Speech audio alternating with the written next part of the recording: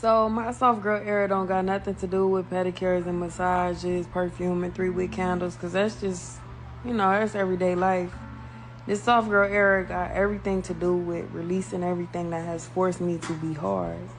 So if I ever felt that I had to be defensive in your presence, just go ahead and stay over on that side. If I ever felt that I was being mishandled to the point that I had to protect myself emotionally from you, I'm not the one for you. Go find you a nice, tough young lady. If I gotta start minimizing my feelings or my love because of the box that you want to keep me in, I'm gonna have to step away.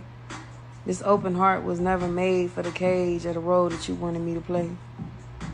My heart, she been beaten way too loyally for you to just come along and break her. That's my girl. So we not doing that.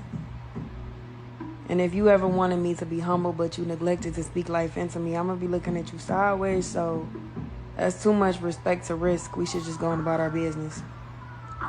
No matter how strong I am, I want to be protected. I want to turn the house into a home. I want to raise someone's legacy.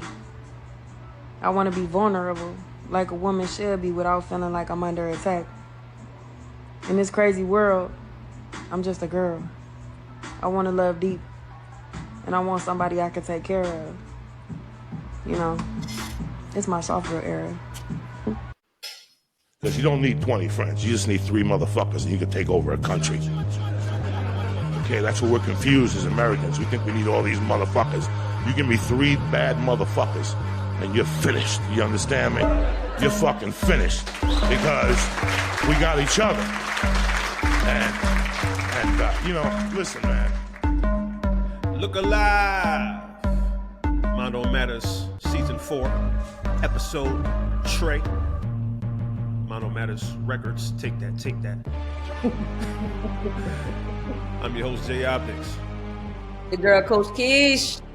Coach Kesh, what's good, man? How your week been? First and foremost. My week's been great. It was very informative. And I appreciate it because sometimes you got to take a step back to see a clear view. Yeah, me and you have talked off camera, and you definitely took a step back, and you squared up, and you popped somebody in their jaw. But that's all good because I don't judge your violent nature because I know where you come from. I know where you're trying to go and shit like that. Sometimes you just gotta smack a motherfucker. So I get it. Man, ain't nobody. But I'm glad you're safe. I'm glad you're good. You look fantastic. I appreciate that. Thank you. To all the people that's back listening to the podcast, welcome back, man. We hope you all enjoyed the first 2 episodes of the season. We just getting started. If you're looking at us right now, this is our first time using the Riverside FM app. This is a way we can record our podcast and get some video out there, share some clips that we can react to, just have some more engagement. Keisha's a good-looking person. I'm a good-looking person, probably even a little bit better looking than her. And we just want to kind of, sell ourselves on all ways, not just audio. You know what I mean? Shut up. But, we hope y'all enjoying this new listening experience. So this will be up on YouTube. And, man, it's going to be in for a wild ride. Another thing that I want to mention, we hit 2 milestones today. One, I want to mention that I told you off air, this is my first time recording the show sober. I have absolutely nothing to drink. Inside this cup right here is lemon water. All right? I am going through withdrawals because I'm normally doing this show a little saucy. So we doing it real opposite today because I got me a little mixer today and he want to be sober today. But then normally he want to talk about my tea or my juice I'm drinking. But here we are. I got lemon water. I'm not nervous, though. My body's going through withdrawals. The fucking webbing in between my toes is sweating right now. I'm fucked up right now, son. But I'm gonna push through because I got my homie with me, so we should be good. We Mental gonna health rock out. check-in. Mental health check-in. What's your score, man? What's up? I'm at a 10 today. Oh, I'm at a 10 today. Yes, I'm at it. You know why I'm at a 10 today? It was 74 degrees in Atlanta today. It was beautiful. We all know the pollen is out for anybody that live in GA. We deal with it. It's not the yellow storms. It ain't flooding yet, but it's out there. But it was a good day today. It's not humid. It's real comfortable. Yo, a 10 is amazing, yo. 10 is great. I'm happy for you. Thank you. I appreciate it. And you got the fucking rum and shit. You about to get turped in this motherfucker. Woo! Don't do that. I like Don't it. do that. I like it, yo. I ain't a 10, but I'm at like a We're gonna be real 9.1 chill right now. today. We on chill today. That's it. We rocking, we chilling, we cooling. You know, like we be cool. All right. Yeah, I'm at a 9.1, so I'm doing good too, man. Had a good week with my son. I was on vacation. I got another week off coming up, so there's a lot of family time at home, a lot of straightening shit up, fixing with the car and shit like that. But Okay. life is good, man. I feel blessed. I've been getting some good sleep. You know what I mean? Catching up Little on some man getting programs. daddy time. Look at that. Yeah, Wifey yeah, getting yeah, hubby time. That's yeah. a good thing. I'm trying to be the greatest father of all time. Like I got to take over Uncle Phil's spot, but I mean that's just it's a work in progress. I It's don't coming. know if anybody compares to Uncle Phil. He Yo, probably raised a lot of us off the I screen. know, right? Right. Damn. But anywho, glad you're doing well. We both doing well. Let's get into the show. So what we're gonna be talking about today? The other milestone I forgot to mention was this is actually episode 50. What a Especially milestone for that we hit. minor matters. It's a So many wonderful thing. podcasts out there. A lot of people start, but they don't finish. It's a milestone. It's something to be celebrated that we got to 50 episodes. And we appreciate everybody that's listened since episode 1. Thank you. Appreciate you. But yeah, what we talking about today, man? Soft girl life, soft life era, Soft woman life.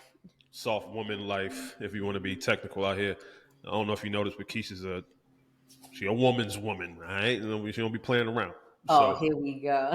we're going to be talking about the trend that went around on the internet, the soft girl era, quote unquote, or the soft life, The soft life, right. and how it's changed the dating game, how it's changed the relationship game, how it's changed women in general who's adopted this lifestyle. We're also going to discuss what it's like for women who have moved from a more masculine, more hard life that has transitioned into a softer life or more feminine life, or more lighter life, and see like what kind of change does that do? I think you are a perfect person to talk to about that because I've seen how you was, and I see how she is, and there's a big stark difference. Like you used to be the last motherfucker you would want to see walking dark at night, like in the alley. I don't want Here to see we Keish go. coming down the alley with me. I'm walking the other way. Listen, Now listen. things have changed. We're gonna talk about how that is. Time comes maturity and growth. So we just gonna leave it at that. And I But I think mean, we both have big opinions on the man's role in a woman being able to be in her feminine energy. So we're going to talk about like what role a man should play in that. most definitely. Because it comes from both sides of the spectrum. Especially you as being a husband and me as being a woman, and regardless of the male format of him being in his masculine and of course femininity, but us women tend to have to play both roles. And that's not talking about being a father to your children or anything like that. It's called holding things down when times get tough. And sometimes it's hard to reverse those roles if the trust isn't there in a certain relationship with your counterpart. Right. So before we get into all that, of course, we got to talk about what's the most interesting thing that we saw this week. I mean, yo, we really can't talk about much other than the obvious pink elephant that's in the room, right? The Sean Diddy pink, Combs pink got hit cocaine. with a yeah. You got the you, you got the joke, right? Pink Right. elephant, traffic mule, you know what I mean? So yeah, Sean Diddy Combs, somebody who I think if you are our age, you probably grew up on this man. Like he's been a music executive, music tycoon since early mid '90s or something like that. But yeah, Right. federal agents raided his properties in Miami LA, and Los Angeles. Um, Miami. it was all wrapped up in the civil suits that he had going on, and they involved sexual assault, sexual trafficking, and other illegal activities. This shit is messy, is all hell. I normally don't get into like hearsay or conjecture or like reading into rumors and shit like that. But like, yo, if you smell fire, I mean, if you smell smoke and you see fire, Starts, you're gonna run. bruh, You getting you're up gonna out of there. Like it's a mad dash. I'm sorry. Like you're not gonna sit around and wait to see what's gonna come up out of that. yeah, nah. So yeah, they raided old boy house. They went in there looking for evidence towards the investigation. I think the big thing for them was the whole sexual trafficking part, and they considering it as such that he was paying off women for sexual favors, whether or not it's for him or I guess quote unquote clientele. There's some big names as named in the lawsuit, but I mean, when you take a chick and you pay her money in New York or Detroit, and you say hop on this private jet or hop on this fucking tour bus and we about to go to fucking Wisconsin or Miami or some shit like that, you have officially taken that person across state lines. So that is what they call trafficking. I don't know if anybody knows that, but yeah, so he was doing that. But I wanted to run down a timeline with you right quick, Kesh, and just to put a frame on how messy this shit is. So the shit all started back in November 2023. That's when Cassie had filed her suit against Diddy. Right. She had some time to do it during the New York State Adult Survivors Act. They had like a 1 year window to get all this shit out before the statute of limitations was going to be ending. Yeah, she said that she filed a lawsuit against him alleging that it was sexual and physical abuse during the course of their relationship. He was making her get high. He was making her perform sexual acts on other people, beating the shit out of her in an uncontrollable rage, quote unquote. And she had a fear for her life. And she said that this ranged from 2007 all the way until 2018. That's a long time. That's a long time. Funny shit, bro. I had to go back into the Wayback Machine. Me and you both worked at the airport, right? Right. She came through the airport one time. She came through my terminal. And I saw her and I was obviously like, God damn. Bad. Skinny as all hell. But she was banging. So me being me, of course I had to go up and say, like, you know, something. Like, what's good? How you doing? How's your day going? Da da da da. Where you flying out to? Blah blah blah blah. She looked up at me and was on some shit like I felt like I was looking at somebody that didn't have like a spirit about them. Like they was like she looked dejected. lost. Yeah, she like she was dejected. Like, yo, I'm not in a good place right now, or whatever. But I always remember that about her. And I thought for such a pretty girl, she never seemed like I never saw her too happy. You know what I mean? Okay. And it's like it always bothered me. So first we got that in November 2023. Fast forward to December 2023, a Jane Doe had came and said she was gang raped by Diddy when she was 17 in Detroit. He made her hop on a private jet to New York, and then they kept getting busy. They dropped off there, and they wound up sending her back, but they was making her perform different sex acts on different people, spiking her drinks and all this other shit like that. 2024 February, this was the big one that I'm pretty sure people recognize when this man Rodney Combs, aka Lil Rod, who was an in-house producer for P Diddy, he said that the producer was sexually harassing him and pressured him into sexual acts, and also made him go out and get sex workers for parties and shit. These freak off parties and shit that Diddy was throwing. And I'm like, okay.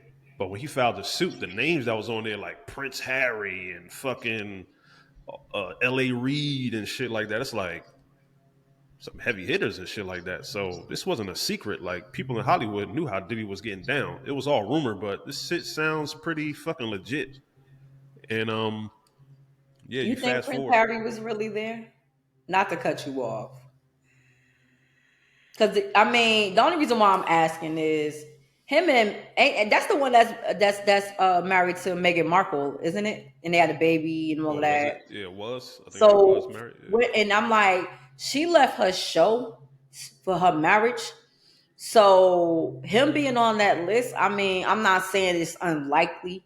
I'm just saying for them to part ways with the majesty back home and to be caught up in that, I don't know, you know. I'm just saying, I ain't saying it to be facetious. I'm just saying, you know, some people can over exaggerate some things, but you never know. I mean, he had a wild style out in Vegas before, but I mean, we ain't talking about the past. We talking about the present. We gonna keep it real Holyfield right now where we at. We in the present time. Mm-hmm. So don't start throwing up names randomly because you trying to protect your neck though. Because you out here whistleblowing. And I'm gonna call it what it is. Yeah, I feel that.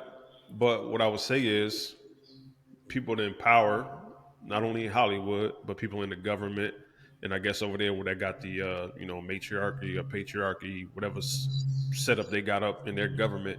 Of People course. that's in these powerful positions, these CEOs, these Fortune 500 leaders and stuff like that, they used to be some freaky ass motherfuckers, yo. Oh, I'm not saying. And I Listen, feel that's just like, like yo, Hollywood got read their rights about how they, all these people, men, and not so much the women, but the men are coming out about how they're being treated for certain roles, and if they're not doing X, Y, Z, I mean, that's embarrassing. I'm pretty sure that's embarrassing for a man, to even want to speak on something like that.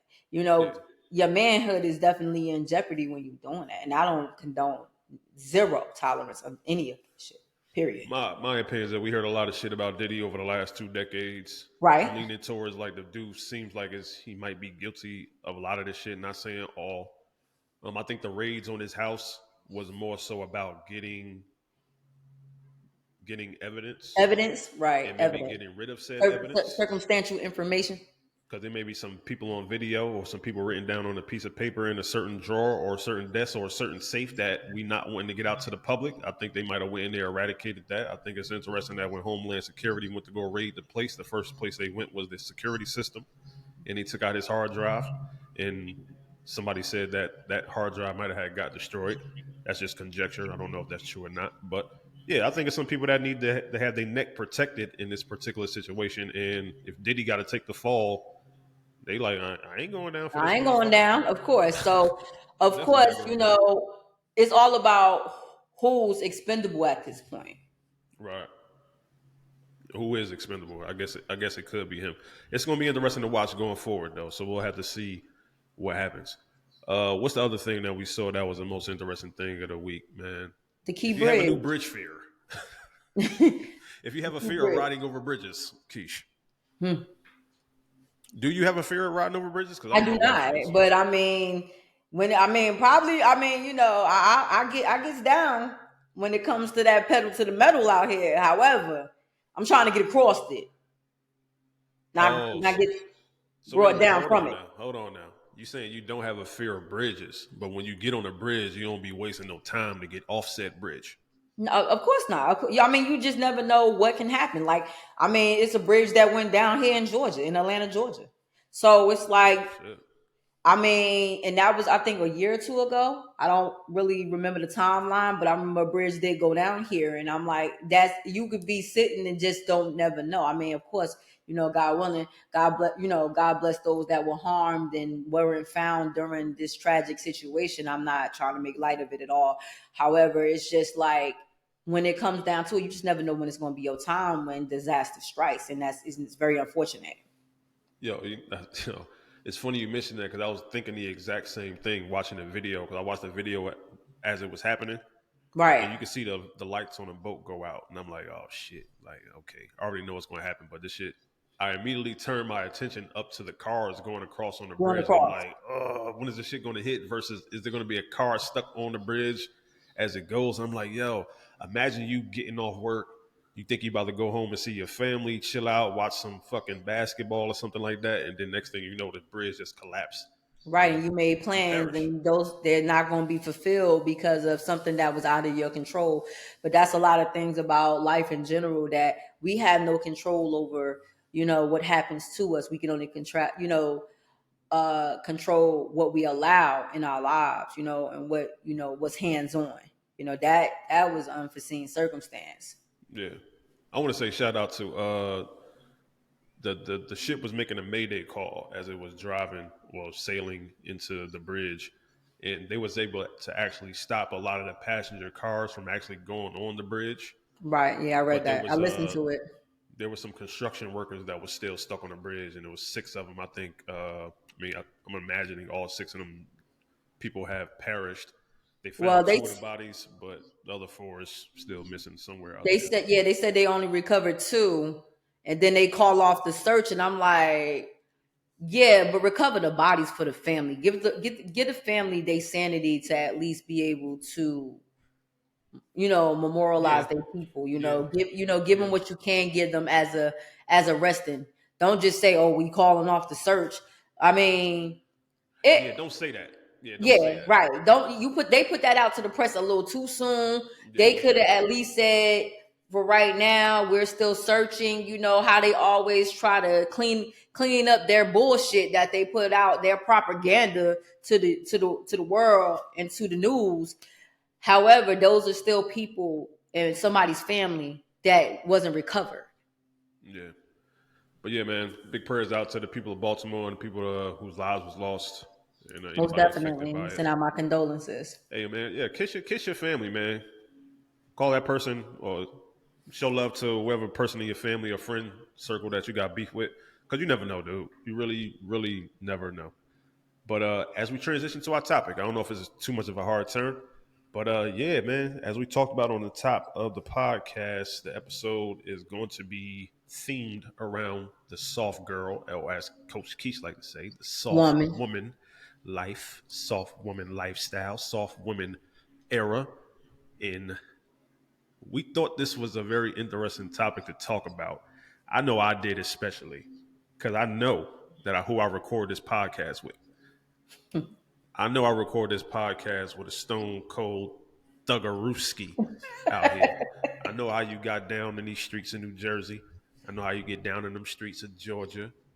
And you always been an interesting case study to me in the sense of not saying that I saw you and I saw a boy or anything like that, but let's just call it what it was.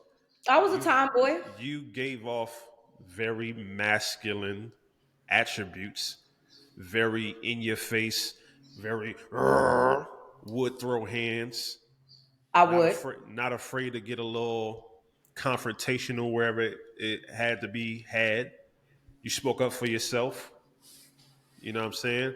And it's like you always came off as somebody that like, yo, if you gonna be rocking out with Keisha, like you can't be one of these BANs. You can't be no bitch ass nigga rocking out with Keisha. I've seen you transition a little bit into more of a softer woman here, Keish. Do I got that right, or am I missing the boat somewhere? No pun intended. No, I mean, you got it right. I mean, at the end of the day, for some people, maturity is a big factor, and age brings maturity for me. I can't speak for other folks, but I can speak for myself. A lot of people don't understand though, as a woman, I have sisters, but I had a younger brother. And for me, I had to be a role model.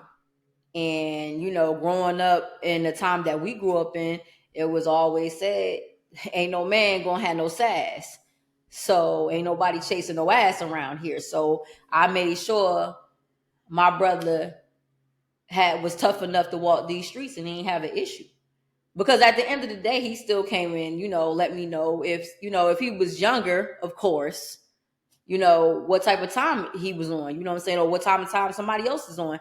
And if anybody know me and we grew up together, I ain't do disrespect. I don't care who it came from.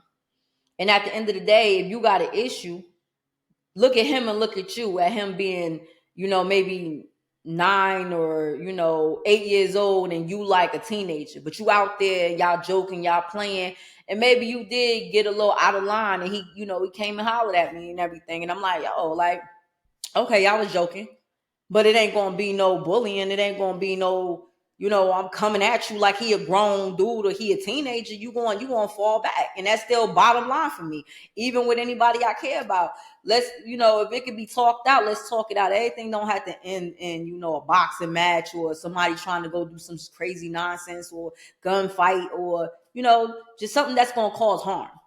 Mm-hmm. But I was who I needed to be when I needed to be that individual. Now it's interesting that you say that last statement. You were who you needed to be in whatever situation that it called for you to be that in. Now, obviously, if you're a heterosexual woman out here and you dealing with a man, and you come off with certain masculine attributes about yourself or masculine characteristics about you, normally historically that would be a turnoff for a man, a traditional man at least. They're looking for women who are more soft, more feminine, more nurturing, who know how to come into a situation and speak lovingly and just be non-confrontational in certain situations or whatever like that. And maybe to some extremes, knowing to shut the fuck up and be quiet when a man is talking. Now that's a whole nother thing, right? But yeah, so there is this this balance of Ooh. masculine and feminine energy between two people, and it always needs to be a healthy balance. And some people would say, well, if the woman is more masculine and the man is feminine, you are out of balance. But if it's the opposite, then you are in balance. It doesn't seem to be a lot of space left for like, well, I'm gonna leave room for the woman to be masculine and feminine, and for the man to be masculine and feminine. Do you feel like there is femininity being an issue for women who maybe had an upbringing like yourself, or who feel like, yo, I gotta be hard because that's all I knew about surviving the world that I live in? You think they could go into a relationship and they could still thrive in that, or no? I mean, I do, so I don't see it as a problem. It's just we all have roles, and when you're finally in a position where the feminine parts of being empathetic, being nurturing, having an intuition and being compassionate can be utilized and also respected, then there's never an issue because you know what you're dealing with. You don't, and then it's a difference between loving somebody unconditionally and with conditions. So if you giving me conditions, that means you don't love me for me. You love me for what you want me to be. And also, that does not extend the invite that I'm trying to be uh, male embodied. If a woman had to grow up a certain kind of way because her household was to a certain extent, or you helping raise siblings, and it's other underlying situations that have come about. It's a way of being vulnerable in a relationship. Don't misunderstand the vulnerability to everybody. Like I'm not as feminine as I need to be. I'm feminine when I need to be with my man. You know what I'm saying? Or I'm feminine when it comes down to my traits. Don't make it seem like because the way I talk doesn't constitute the fact that I'm still a woman and I have femininity inside. It doesn't, the look doesn't always have to portray what it is. Mm, yeah.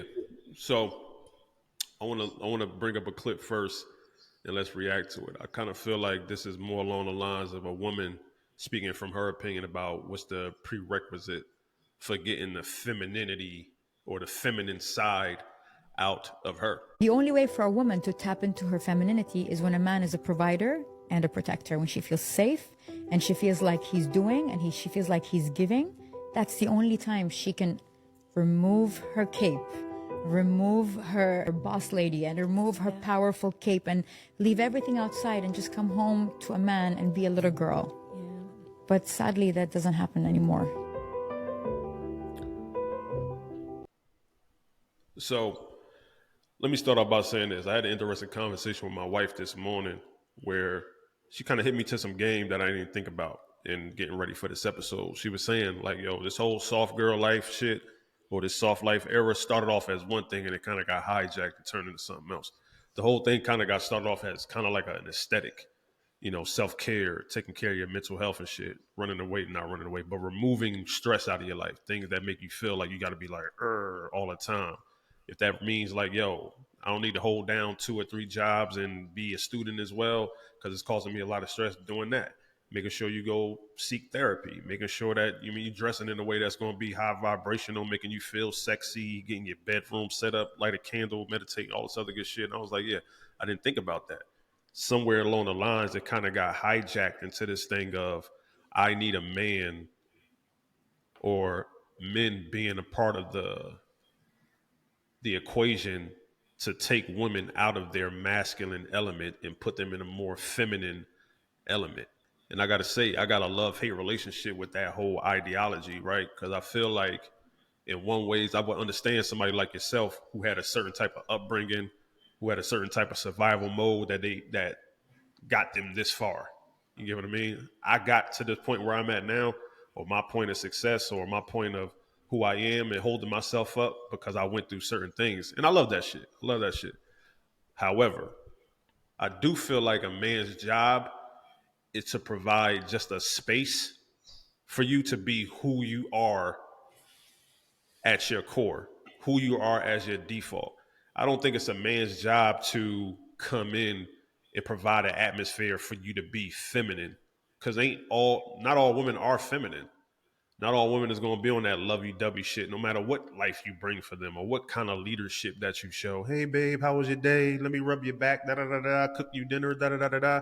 That shit all well and good, but like some women weren't raised like that. I kind of feel like having a feminine energy, while a lot of it is innate and you just get that as being born a woman, a lot of those values are kind of like taught too as well, right?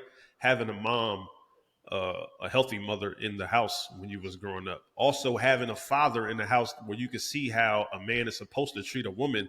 You can kind of see the interaction of like, oh, I see the give and take. I see the balance of masculine and feminine energy in the house. If she hasn't had any positive examples of that or no good examples of that, you can't possibly expect her to bring that into the relationship. I don't give a fuck how many bags you buy her. I don't give a fuck if you put her in a situation where we can stay at home and take care of the kids and all this other shit like that. She's not going to be able to show you something that she's never seen before. And I hate the fact that there are women out here who have this idea like, well, I'm just waiting for a man to come around and be on some shit like take the lead, pay the bills, go Well, to that's work, not all let me women's stay at home, concept. let me go shopping, I'll take care of the kids, put me in my place. Oh my God, that's the fucking one I hate the most. Put you in your place. That's not my job, yo. My job ain't the fucking to tell you to shut the fuck up when you talking too much. I don't got time for it. That shit all well But and cute early on in the early stages. But yo, years and years of that shit, I'm like, yo, now you're just becoming annoying. But let me chime in for a second because I get where you're coming from.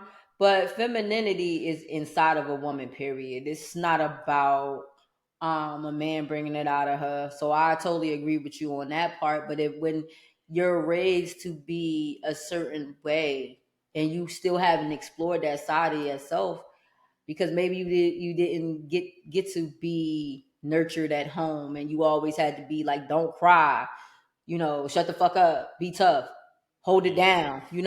That stuff that you feel like a boy should be doing. You know what I'm saying? He's like, it's okay to cry, it's okay to do this. Oh, you too sensitive, you doing this. Let's not misunderstand this and play on words when the terminology get into play. Because guess what? You got some men out here that tell women, oh, you sensitive, you this. Well, what am I supposed to be? Am I supposed to be rock hard and then the only time I'm soft is when you Good touching point. me and we in bed? Good point. Let's not misunderstand this situation, because you got some people that don't understand what the gender roles are. And it's not, or the respect level in a relationship, because you don't realize the dynamics of where you're going, just like when we talked about love and lust, and being vulnerable, and I speak on being vulnerable because you can't be vulnerable with everybody because they will use it as a weapon against you. Yeah. And we talked about that when a man tells a woman about his deep and the darkest stuff, and you spew venom on him, he don't never want to tell you nothing. So it works on both sides of the fence. You know what? I think that because I'm married to a woman who presents herself as somebody who's been through a lot of shit, and it's like, yo, I gotta guard myself. I gotta guard my emotions because times when I've tried to been vulnerable in the past, it didn't quite work out for me and shit. I might have told a dude or told my parents or told a friend, like, yo, something is affecting me, and it was kind of like, man, get the fuck out of here, toughen up, da da da da. So I've been having to work through that shit throughout the course of our relationship. So my wife, maybe I hope I ain't exposing you, but my wife is a naturally like defensive person when it comes to her emotions. So if it feels like a critique might come off as something to her as an attack, it's my job as her husband, as her man, to create the safe environment to say to her like, yo, I'm not attacking you right now. I'm trying to offer you some constructive criticism or something that I see could be a flaw in our relationship. And here's how we can get together and figure out a plan to whereas we can do better with this shit going down in the future. But the moment that I slip up, the moment I say, yo, you being too sensitive, or like, yo, shut the fuck up, like you're annoying or something like that, I take all the things that you bought from your childhood and then I just dump it at your feet all again. So like, see, Right. that's why I can't trust you motherfuckers. Because every time I try to be Exactly. emotional, you shut me down or some shit like that. So now I got to go get the strap, and now we got to rock out, and we got to rock out. And it's like, it's my job as a man, and I feel like it's every man's job in a relationship with a woman to never put your woman in a position where she can't be vulnerable with you. Now she's unable to be feminine if she can't do that, right? Most definitely. And my thing about that is, to piggyback on what you said, being a woman, and you that's why I'm always focused on treat people how you want to be treated. Even though we ain't about to quote the Bible today, I'm drinking, but whatever. How many times people then went to church and came home and got the bottle? But at the end of the day, Coach Kesh off that run, by the way. you treat those, whatever. You treat those the way you want to be treated. If even if, like, when it comes down, because I heard somebody say something about you want your man to be a reflection of you, but then what if he's exemplifying feminine energy? It doesn't matter. We all have feminine and masculine energy, and regardless of the fact, if we're in a loving and caring relationship, you should always feel like you could come to me. I'm supposed to, every backbone needs a spine. So if that's the case, when I lack, you pick up, and vice versa. It's not always that somebody's going to be strong all the time. I got times where I got to be strong by myself, hold my own household now. You know what I'm saying? I got to take care of what's over here, because guess what? Ain't nobody coming to save you. So when that stigma comes up about, oh, you too masculine, you too this, but what about not waiting for a man to put you in the house because you wanted something for yourself? That was a goal you wanted to accomplish. I didn't take that away from you. That just showed that I wanted an asset in my life. So don't feel intimidated because a woman chose to be in her feminine but her masculine because she wanted to have an asset, because if she didn't have anything, and I want everybody to do me a favor and kill all that what a woman brings to a table, because if she doesn't have anything, you looking at her like she a liability. So what about when she get a house? What about she got her own car? She got her own name on everything. That doesn't mean she's in her masculine. That means she is responsible. Yeah. So some people be out here talking about, oh, you want this and you want that, but you can't match me on this. Sometimes your woman may not be in the same tax bracket as you, and that shouldn't be a problem. But she has her own, which means that she's taking care of business. And a man and a woman, like I said, in loving with emotions, excuse me, you must feel everything. There should never be competition in your relationship. Ever. Because the moment there's competition, everybody loses. Everybody lost. Right. Everybody loses. Or whatever like that. Hey, new clip. Watch this.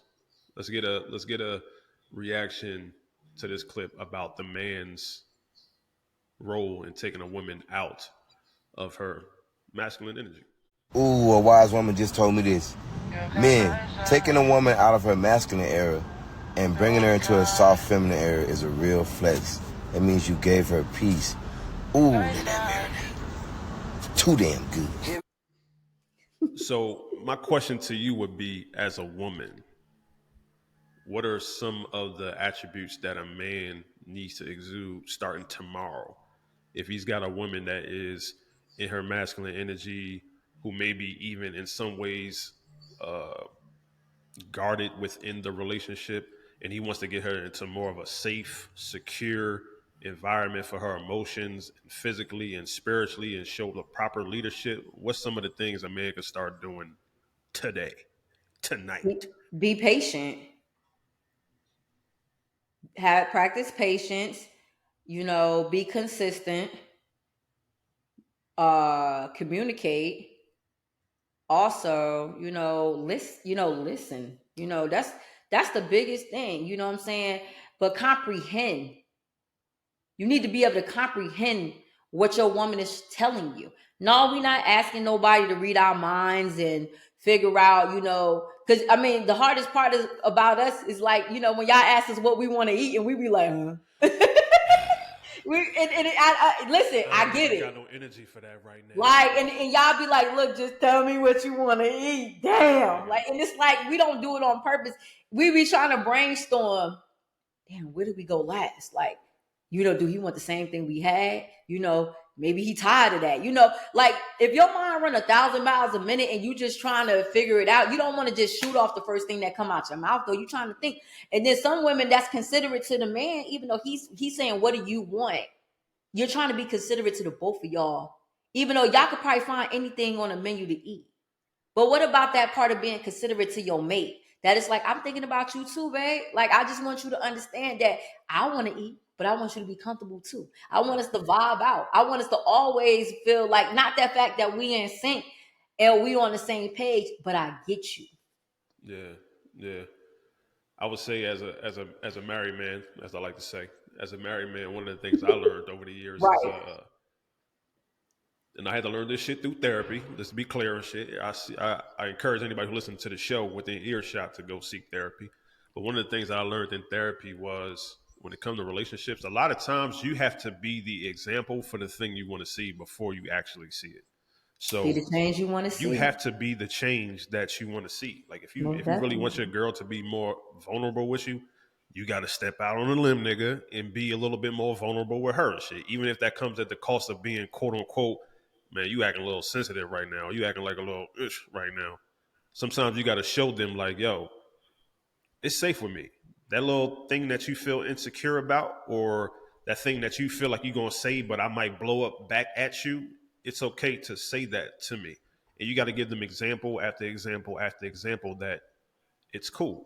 If you feel like a woman is not communicative enough, if you feel like her cooking ain't good enough, get in the kitchen with her, nigga. How about y'all? Yeah, do things together. We could take a cooking class. That'd be a great date. I mean, get together with a chef. They're going to teach us how to make whatever dinner we're going to make on Mondays or whatever like that. If you're dealing with a woman who maybe not the best communicator as far as expressing her emotions, because sometimes I feel like a woman could be totally transparent with her emotions, but something gets lost in the translation to actually putting the words together to say like, yo, you hurt my feelings when you said that thing about me being fat, or that joke you made wasn't louder cool than words. So like now I'm watching how you communicate, and it ain't just the shit that came out her mouth, dog. It's also her body language. Like when you made that little joke about her, like she walked out the room for like 5 or 10 minutes and came back quiet. I don't know what that mean, babe. You good? That's me extending the olive branch to you, saying like, yo, I'm in tune with what's going on. The vibe has changed, and I want to get to the bottom of like how I just made you feel right now. You do that enough times, maybe she'll be more open to like, you know what, babe, I really didn't like the fact that you spoke to me like that when we had the company over. Like you could have told me to do that a different way. Or if you didn't like the dinner I made for you, you could have said something else other than like, yo, this shit salty as hell. Like you could have said something like more productive, like, I enjoy this, but next time maybe we can do that. You got to be the example at all times when it comes to getting a woman out of her learned behavior into something new. And that takes a bold man sometimes, and it takes some aggravating nights when you're going to sleep sometimes, but yo, this should be well fucking worth it in the long run for sure. So that's the one advice I would give to men out there that's trying to get your wife into a more soft life era. And compliment her, be more complimentive too. Be more complimentary as well about, the things that she does well. Because a lot of women out here, they'll go doing shit and they'll be like, yo, I didn't get no credit. I'm not getting no credit, no acknowledgement, no praise, and nothing like that. You got to give words of affirmation. Even if it ain't her love language, you got to let them know like, yo. But that's where the conversations should have came in line when y'all first met. You know what I'm saying? When you got to know your mate. Yeah. And you was trying to figure out things you liked about her besides the sex and what she looked like when she went on dates and when she put on that little dress and did that little thing you like. What else do you like about your woman though? Yeah. Even if you know how they say you got deal breakers, things that you can live with and things that you can live without. Yeah. What about when you forget some shit and she reminds you? What about, you got to remember the little things count too. Everybody want to think about all the extravagant shit that go on in a relationship and the big ass gifts and, oh, he took me to Antigua or he took me to Paris or he did all of that extravagant stuff. But what about the little stuff he do? What about what if you fell asleep on the couch and he just threw a throw blanket on you? Maybe he couldn't lift you up to take you to the bed, but he still made sure you was warm. I think as a society, we get away from what's maybe minute to what could be important to somebody else. Because I mean, we can all be selfish, but let's be selfless and think about the other party. You know, if it was all about us, you might as well stay single. You should have stayed alone. You should have just stayed dating. There was no point to get in a relationship with another person if you was gonna make it all about you. Now, don't get me wrong, we ain't talking about narcissists, because you do got some narcissistic behavior There we with certain go. people or manipulators. Narcissist style. Narcos. I'm just saying, and I'm just using that as an example. And that's why a lot of folks want you to be or get into more being emotionally intelligent so you can see the signs and see them early. You know, because sometimes a person can stay too long and don't even realize how much they were manipulated to be in a situation. Perfect segue. You just mentioned something about emotional intelligence. I consider myself a very emotionally intelligent person, and only pat myself on the back for that is because I put in the work to do so. And that's knowing my emotions and putting in the work to understand my partner's emotion and where she shows up in our relationship. I've done that with all my partners, but especially being married, you got to take the shit to the next level. Right. Emotional intelligence in a man is a tricky slope, though. It's very, very slippery because what you're doing is you are walking the tightrope of vulnerability. And if you go off one side, you can be considered a very, very intelligent man. But if you go off the other side, you catch your girl at the wrong time, or that emotional intelligence turns into you criticizing your girl, and she already in her masculine energy because she pissed off because she got to work Old a douche. 12-hour shift or some shit and then go do Instacart and come back home, clean the crib and cook, da da da da. She pissed the fuck off. You be emotionally intelligent, you might come off to her as a bitch that night. So drawing that fine line between being emotionally intelligent and Gotta being a find that feminine balance. man and that soft life leads me to this clip here. I was attracting feminine men who wanted to take from me rather than allow me to live my soft girl life, which is what feminine energy is about. And when I did the work and I started to shift, I'm now in a relationship where I feel so safe and catered to all of the time. I know if I have a problem, my partner's going to come running. And I've never experienced anything like that. But people get it twisted. They think, oh, you know, why would you depend on a man? That's not responsible. It's not about that. You can be independent. You can be ambitious. You can work towards your dreams. I am all about that life. I always have been. It's about creating a safe space where you know that you can be taken care of. It's the taking care of part for me. I'll be quite honest. I'm going to raise my hand and be 100% transparent right now, Keisha. And for our listeners out there, not to put people too far into my relationship business, but I would say unequivocally and unapologetically, I would say that when I decided to get married, a nigga thought he was ready, but I was not. To embody the role of husband the way I felt a husband should embody, being a leader of his family, being the etymology of the word husband, a house bander, somebody that is the string that holds this whole shit together. I wasn't in the position to be the leader that I am today then. Why? Because I had a lot of feminine energy characteristics in childhood traumas from a mother wound that I didn't address before I got married. So I'm Right. showing up into a relationship with parts of myself that is still looking to take from a woman and shit. I'm not adding to, I'm looking to take. I'm looking to receive things rather than cultivating and tending to the Garden of Eden to be like, yo, look at all the fruit that I prepared from you so that you're nourished and shit like that. I came into my relationship very, very selfish. And I was wondering for years, why the fuck am I not getting the best out of my wife? Why the fuck is my wife still having these things about her that come off as like masculine? Why she talking like that? Why she got an attitude? Why she giving me the cold shoulder and shit like that? And I had to kind of take a look at myself and through therapy and be on some shit like, bro, she just had a whole situation where y'all was out and she had said something about you that was something that could have been corrective about your attitude or corrective about the way you addressed a certain situation. And you took the shit and flipped it and got all emotional And about it. got emotional about it when Now she she don't was even. just trying to. Now she don't want to talk to you about shit. And you know how it gets deeper with a woman and shit.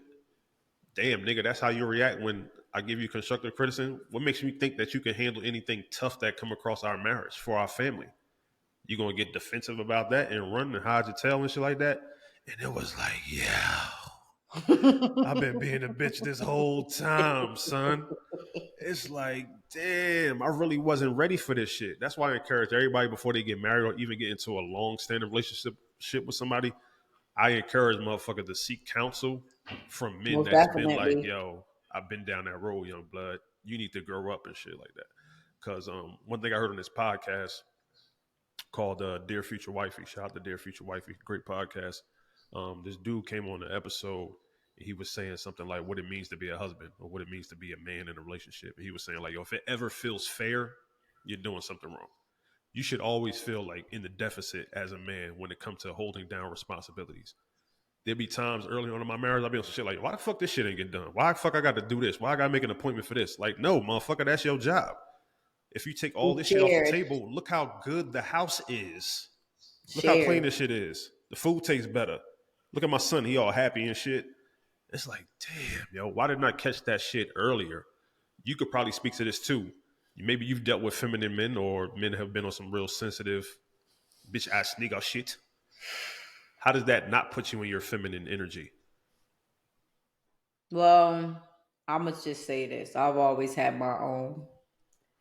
And moving forward from that, I mean, I was always raised like, if you don't do it, it won't get done.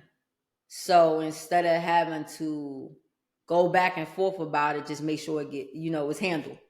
And I think that's why a lot of men feel like women are in their masculine all the time, because we take care of business, and you should never slack on something, because if you rely on somebody else to do something, things come up and you could forget. And what if it was important? What if it's a bill? You know what I'm saying? Something XYZ. You feel me? Like something important. And you just like, it was your turn to do it. Okay, well, I forgot. But it was important. And then that's how little things turn into big things. You know what I'm saying? That's how things escalate so fast, and y'all mad at each other, sleeping in different rooms and don't even know why. That's why sometimes a dude can be outside talking to a whole nother broad just because he want to vent, but he feel like he can't talk to his lady because he does not know how to communicate properly. You know what I'm saying? That's a whole nother topic. However, I'm just giving you little gems here. How does the initiation of a relationship and the trajectory change? Disagreements. Something that could have been avoided because there was supposed to be togetherness. We live in this household together. We share this bed together. We share everything together. Now, I don't know. I remember you put a poll up about how many women can tell their partner everything. I mean, you have to be an open book once you decide that you want to spend your life with somebody, I mean, there's some things that should probably be kept in the past. I'm not going to say that. And it's a lot of shit that people need to get out their system before they talk about they want to get married. Wow. You can't be doing the same thing you was doing. Like, okay, so what? We damn near 40. I ain't gonna lie. I'm almost 40. I'll be 39 in May. So with that being said, you can't do the same shit at 40. Right. I know, understandable, but I'm saying you can't be doing the same. Well, you can if you choose to, but you shouldn't be out here doing the same thing you was doing at 40. I mean, at 20, at 40 is all I'm saying. No. You gotta hit that mile marker when you say, yo, it's up from here. It gotta be up from here. Facts. Your relationships, your goals, your future goals, marriage, if you want to travel, get you a passport. Don't stay in your own backyard and that's all you know. You got to get out here and see something different so you could expand your horizons. That's even with relationships. Yeah. And make him a more well-rounded person where you know your parameters, like you know what borders, you know what boundaries you have for yourself. You know the things that you have experienced that you say, you know what, I'm sensing that this relationship is going a certain type of way because I've been through this before, and it's sort of like I need to revert this shit back or get out of this whole situation. I think a lot of having experience before you settle down with your person is a big major flex. I want to ask you your opinion on what it's like actually finding a man who embodies certain characteristics that makes you feel like, yo, I could kind of be in a whole different type of sexy, grown. I got the motherfucking silk on and shit. I done made this dude a plate by the time he get here and we'll have it warmed up for him. Like, fully embracing your feminine and soft woman energy. I want you to tell me what's it like in your brain transitioning to accepting this man's leadership in some cases. After we listen to this clip right here, I want to get your opinion on that in this clip. The moment you find a man who puts you in your soft girl era, you can't go back. A man who creates a space for you to be a woman, to be in your soft energy, to literally create a space where you don't have to think because he takes care of everything, and you create a beautiful environment for him to exist with you. You can't go back. The moment I met a man that did that for me, my life changed, and I cannot go back. The bar is now there. And I've also realized that a lot of women I know have never experienced that and are married to men who don't provide that experience. And that is why I am happy with the idea that I might be single for 3, 5, or 7 years. Because the moment you find a man who creates a space for you to simply be a woman, you cannot go back. Keisha, thoughts, man. What's that transition like when you find that guy that sets that bar? It's just, he has to always outdo himself. There's nobody that's going to outdo him. You know what I'm saying? Because he's going to take you places in your mind that you can only imagine. And when I say that is, he'll take you shopping and you ain't even thought about it. He just tell you to get dressed, let's go somewhere. Maybe you'll go visit him, but you packing shoes and dresses in your bag because you know he like to be sporadic and spontaneous. You don't know where y'all gonna go, but you just want to make sure you look good doing it. Right. You know what I'm saying? Like, he caught you, and like you remember the movie The Bronx Tale? You ever watch that movie? Yeah. Because they just did a real live clip of them, the actors in the movie, getting in the car and she leaning over to open his door. That's how you know you in your soft life era, because I don't want to put it out there. I do that for mine. You know what I'm saying? It is what it is. I've graduated in my life, you know, and sometimes you're going to definitely go through some things to get where you need to be in life. And when you get there, you're going to know for you, though. Can't nobody else tell you when you met him what he does for you, how he treats you, because you're going to always have disagreements. Ain't no relationship perfect. I don't give a damn. Mama, daddy, sister, brother, mother, father, whatever. You know, cousins, your best friend in the whole wide world, you know. Y'all going to have disagreements. But it's how you get through those disagreements is going to grow you. Like I got in one of my books, I wrote a quote saying, Loving with Emotions 2, Still Feeling Everything. It says, no one can tell you about an experience they haven't been through. Because everybody wants to equate their situation to your situation. They may have some similarities sometimes, but that does not make us neck and neck. We're not in competition. You know what I'm saying? And don't get me wrong, we grew up in an era where heeding advice was important, you know, because we may have dodged a couple bullets out here like, yo, nah, I'm good. I don't want that. I'm over it. You know, like, oh, I seen this before. We all right. However, it's wild when you know somebody love you and somebody's telling you they don't. And it's like on the outside looking in, it's like, are you happy for me? Or you're happy at the thought of me being happy because you're secretly bitter. So, I mean, that's why when a balance comes in, it's always about the scales. It's always about what you're willing to do and keeping, others out of your situation. Because Somebody, it's this saying that they say, if you shuffle the deck and you keep shuffling, you got a king, but you shuffle again, you may end up with a joker. So you better realize what you got before it's gone. Or a Duke's piece. Yeah. Well, yeah. Yeah, for sure.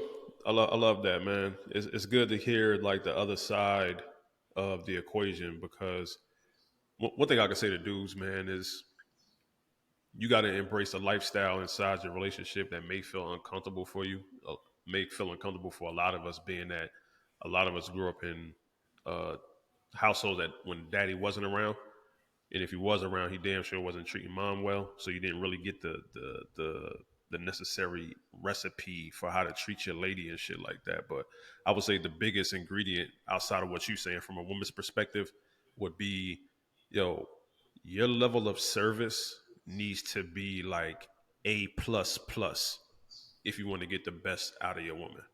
You can't expect her to show up and be like everything that you desire in a woman as far as her femininity is concerned.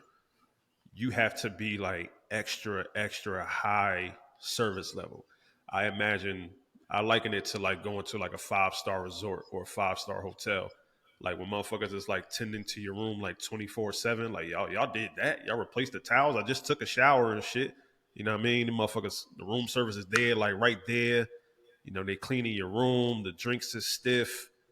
Everybody Right. greeting you with The a bar smile. And you filled. kind of You, like, yo, you I'm on on that resort. vacation for real. Right. Like, I'm really not Right. even thinking about work. I don't want to leave this place. And it's sort of like, your woman in that type of headspace is probably going to be the best version of her. Is that going to be Right. some level of unfairness? You got to work hard to make sure she's taken care of. Nigga, it may feel like that, but at the same time, look at the fruits of that labor. Look how she's taking care of your house. Look how she's speaking to you. Look how she's taking care of your body. Look how she's taking care of your mind. Look how she speak words of affirmation into you. Look at the thing that you gave her that she multiplied 4 times over. Look how that thing that you was having doubts about, that she kind of came and said, nah, babe, you got it. You got it. No, matter of fact, we got this. Because you got it within you. I know you can do it and shit like that. That little pat on your back be like, oh shit, that was a battery in my back. I need it. So all that shit is on the other side of service. So I would say, yo, if you want a woman to be in her most feminine, soft woman era shit, and that's something that you desire, your level of service got to go up to like biblical level, Old Testament, man. Right. Man that God gave you finds a wife finds a the good good thing. thing. So if you want that good thing to stay a good thing, Right. And put what in and that what work. and what It's God do. it's constant work. A full-time job is the same as a marriage. It's still a job, but don't look at that as your hard job, Yeah, because no. within your marriage, you're supposed to have peace. Yeah. Be The work is the each blessing. other's peace, though. A Yeah. blessing. Be each other's peace. Don't He ain't just your peace, and you not just his peace. Be each other's peace, because when it's outside, they don't give a damn about you. But when No. you go home, at least you got a home to go to, and you got love. Yeah. And they say love conquers all. You may not believe it, because y'all into this social media life, and you worried about who's snapping pictures and what it look like, but you don't really get to see the reality of what people go through. Yeah. Don't let social media raise you to believe that there's no good people out here. Marriage is unnecessary, because once you look around and you see everything you built and you want somebody to share with, it may be too late at that point, because that you might be stuck in your ways where you're not willing to change. And that's just like, even an example, a man's going to change because he wants to, not because of you, not because you're telling him to change. He's going to change because he's ready to change, to be a better man for himself and for the family he wants to create. Right. God gave Adam a garden to take care of. That's all you need to know. It's all about service and taking care of Bottom line. what you get, because it's a gift. Amen. Bottom line. It's a Got good a question for you. All right, shoot it. How did you bring your wife to her soft woman era? Still working on it. So, I mean, it's always a work in progress. Of course. You get what I mean? Because me as a man, I'm a work in progress. I get a lot of shit wrong, but I get more right than I get wrong now. 12 years in or whatever like that. But how do I put my wife in her soft girl era? I do it by, like I just said, it's about service. It's about taking so many questions that need answers off your plate and just saying, like, you know what? I could pick up a little bit of the responsibility around here that could be, divided between us. I could take all that on. Let me handle that shit. It'll free up you some time to kind of like be within yourself. I think a lot of times where my wife may not have time to just sit down and think about shit rather than being strung out between work, taking care of a baby, taking care of the house, taking care of dinner, taking care of her other son, managing relationships with her friends and family. It's sort of like, yo, when the hell do you get time to just decompress and be yourself? And be in a therapeutic mind state, be in a meditative mind state, figure out some things that's confusing you in your brain or getting your spirit right and shit like that. I feel like what I do is I try to take something off your plate. Sometimes that's financially. Sometimes that's just a back rub. Sometimes it's a foot rub. Sometimes it's turning the TV off and being like, yo, let's just fucking talk for a second. But I would say, like, now that I think about it, the biggest thing I would say is, like, I pray over my wife. I pray over my wife every day. That's wonderful. That's the biggest flex I could give her, or the biggest pray for her, act of protect love her, that I can give love my wife her. and say, like, yo, you know what? I don't even know if she got anything going on right now that she would tell me that's bothering her. But Lord, if it is something that's bothering her, please let her lean into me so I can hold some of that weight with her. Three strands of rope, baby. That's what it's for. Yeah, it's three strands of rope. I mean, but it takes time. Like, and a lot of people got to understand when you put work into something, and just okay, bottom line, you want a garden, right? You're gonna turn that soil. You're gonna do what you got to do. You're gonna water that plant, right? And watch it grow. It could be whatever you want it to be, long as you put time into it. Yeah, for sure. Bottom line. Yeah, for sure. And I think that another thing too is what I mentioned before, as far as creating a safe space for her emotions, because she hasn't had that. She hasn't been able to confide in somebody or be emotional with somebody or some shit like that. I'm not even sure.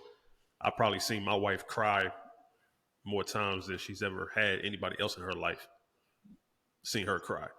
And it's like, you could do that shit with me all day. But it's not. But you know what it is, though? That shit kind of make me feel like empowered. Like, you know what? It's a call to action. I need to step up and be supportive right now. That's an awesome feeling, like, to be needed that way. You know what I mean? Listen, I'm going to tell you something about that. Real big facts. Like, after my mom passed away, and I thought crying was a sign of weakness all day. Because remember, I'm helping bring up my bro. So I'm like, nah, we don't cry. We big dog. We gonna get out there. We gonna try it again. We gonna do it again. We gonna stand up. We gonna fall down, right? When after I lost my mother, and I had my own dealings with that, and I went to therapy to work on me as a whole, from all my past, growing up, whatever. And my therapist said that the strongest thing you can do is cry, because you're releasing all that built up animosity, that tension, that anger. Literally, yeah. It's in the tears. So yeah. People be thinking that you weak when you really being strong, because you holding all of that up here. You got to remember, you got your conscious and you got your subconscious, and a lot of your anxiety and your dismay lives in your subconscious. So when you can't sleep at night, when you feel you weight on your shoulders and you just walking around mad at the world, it's because you holding on to something you should be letting go. You know, it's a big fact. I don't even want to end this episode without mentioning this shit. Let's not get it fucked up and act like this whole soft life shit is just for women. It's for men too. Because motherfuckers go out into the world and they got to deal with the police. They got to deal with their employer. They got to deal with ops. They got to deal with bills. They got to deal with people who are trying to get one over on you at all times and shit.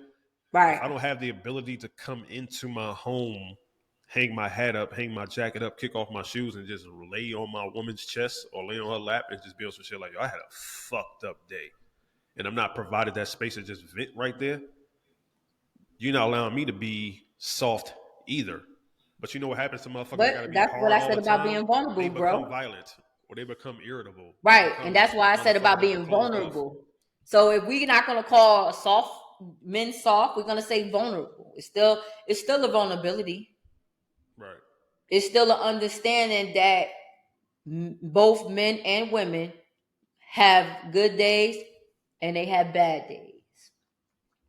But together, love conquers all. And respect my space for me to be comfortable enough to open up with you, because you're supposed to be my rib.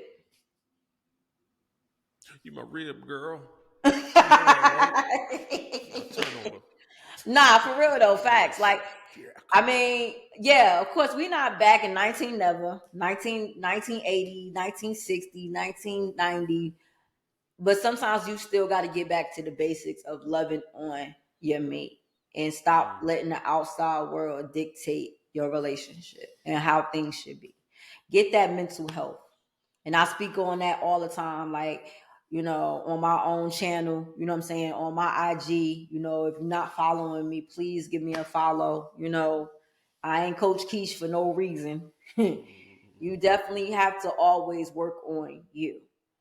Because them triggers, that PTSD, that trauma is real. Real as shit. Hey, man, I think it's a good spot to lead the episode off, man. We had a great conversation. I feel like there's a lot of gems in there, a lot of jewels of information.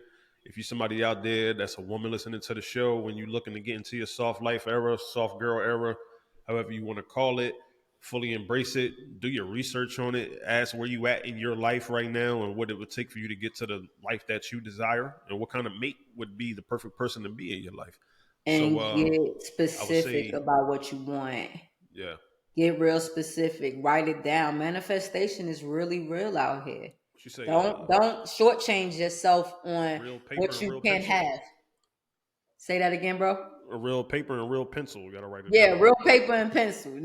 Not your notes on your iPhone or your Galaxy, your Android, whatever. Like, your Apple, your Android. Get in touch with you. Get back to when we had to figure it out without Google. Some people don't know that.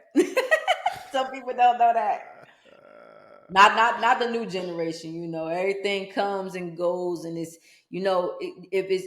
I remember my mom used to say this, and I'm pretty sure she got it from somebody else. It's a metaphor, you know. It's an analogy. If it comes easy, it's not worth having. So let that sink in for you. Yeah. Hey man, Kesh, good episode. We appreciate y'all sticking it out, and we look forward to seeing y'all next week. Make sure if you haven't catched up on any of our previous episodes, we got a whole backlog full of episodes for you to listen to, stemming back years at this point. But yeah, this was a good episode for me to actually talk to you about, because I've been wanting to get your opinion on this particular shit. Of course you did, you know. Right, but of course, you know, I always tell you know. I like it a lot. I want y'all to do me a favor, because I mean, it's been becoming a thing now, you know, to keep it classy, keep it clean, keep it neat, and keep it cute. Keep it cute. Keep it cute, niggas. We're going to let Summer Walker let us ride out to this shit. Let's get it. I'm in my soft girl era. I'm trying to have a soft life. That means I'm not arguing with nobody. I just want to relax. I just want to travel, raise my kids, have a good time. Do no drama. I'm a mother, no drama. I run that.